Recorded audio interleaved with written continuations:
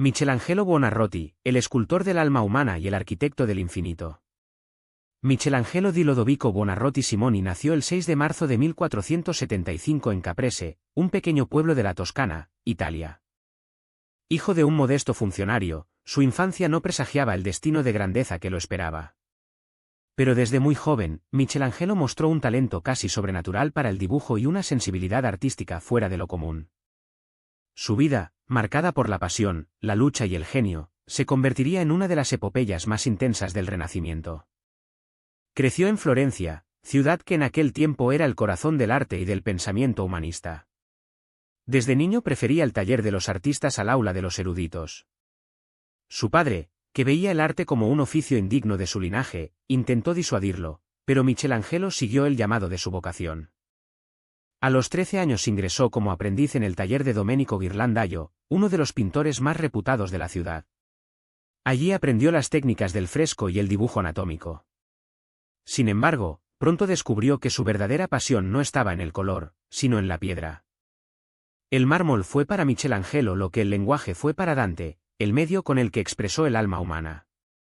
En el bloque frío y aparentemente inerte, él veía figuras atrapadas esperando ser liberadas. Decía, el escultor solo quita lo que sobra, la obra ya está dentro del mármol. Esa frase resume toda su filosofía artística, la creencia en una belleza preexistente que el genio revela, no inventa. Su talento llamó la atención de Lorenzo de Medici, el magnífico, mecenas supremo del Renacimiento, quien lo acogió en su palacio.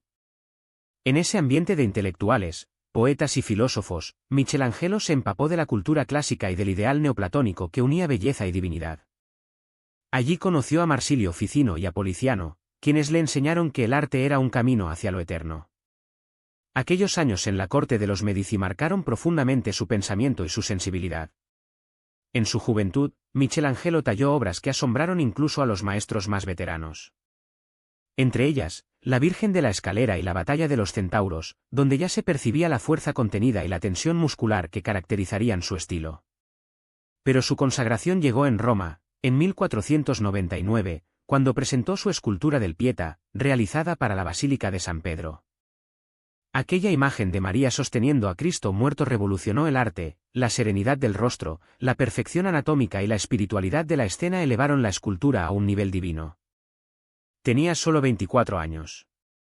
A los 26, regresó a Florencia para crear una de las obras más célebres de todos los tiempos, el David. Tallado en un único bloque de mármol abandonado durante décadas, Michelangelo extrajo de él una figura colosal que encarnaba el ideal del hombre renacentista, bello, fuerte, consciente de su poder. Pero más allá de la perfección técnica, el David era una metáfora de la libertad y del coraje frente al destino. Era el símbolo de Florencia, pero también de la dignidad del ser humano. Su fama creció de tal manera que los papas de Roma lo reclamaron para decorar la Capilla Sistina. En 1508, Julio II le encomendó la tarea de pintar el techo de la capilla, un trabajo titánico que Michelangelo, escultor antes que pintor, aceptó a regañadientes. Durante 4 años trabajó casi en soledad, acostado sobre andamios, mezclando colores y visiones. El resultado fue una obra sin precedentes, más de 300 figuras que narran la historia del Génesis, desde la creación de Adán hasta el juicio final.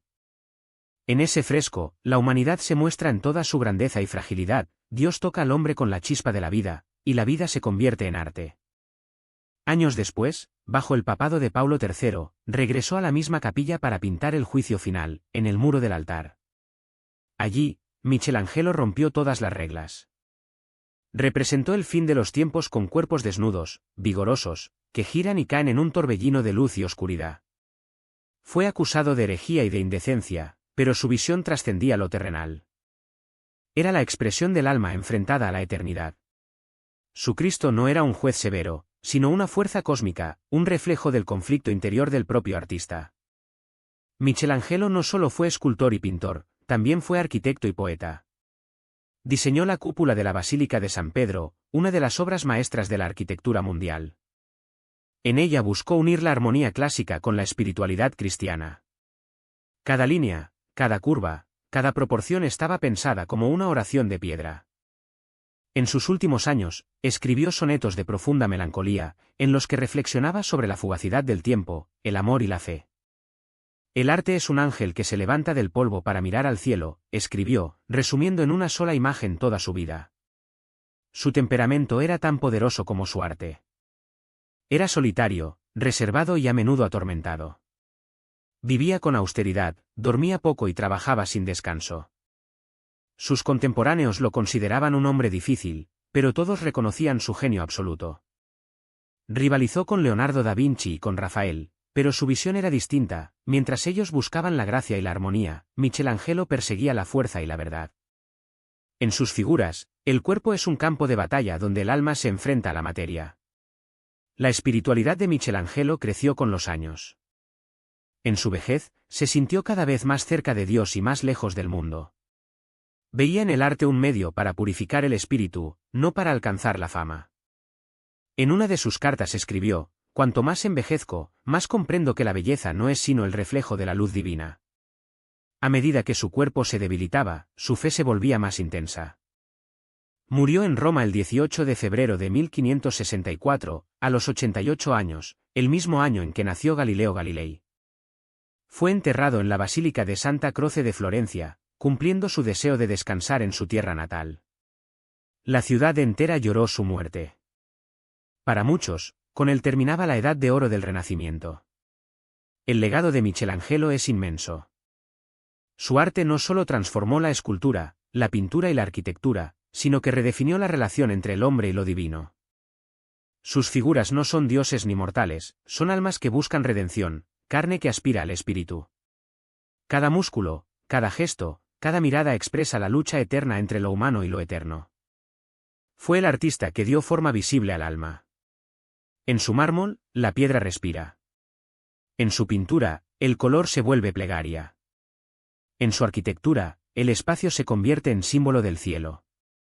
Michelangelo no solo representó la belleza, la reinventó como una experiencia espiritual, una ascensión hacia lo absoluto.